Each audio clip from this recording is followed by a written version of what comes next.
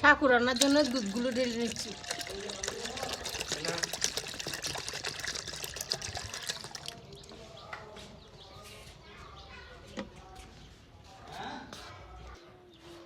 দুধ গরম হয়ে গেছে,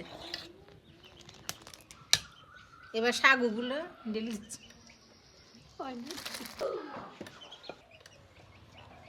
সাগুগুলো দিয়ে দিলাম গরম দুধের মধ্যে। এবার চিনি দিচ্ছি 1 চামচ,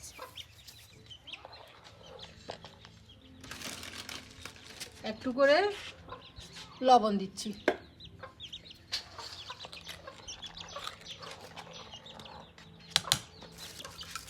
এরপরে বাদাম ভেজে রেখেছিলাম আগে, এখন বাদামগুলো দিয়ে দিচ্ছি।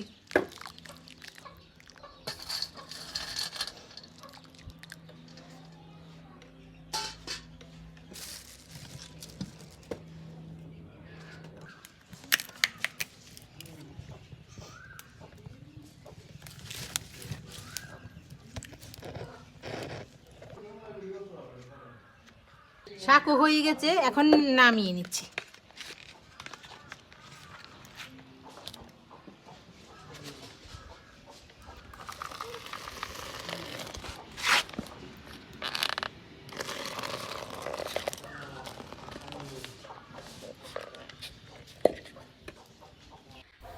আমি শাকু রান্নার শেষে পরিবেশন করার সময় আপেল, কলা, আনা দিয়ে পরিবেশন করলাম।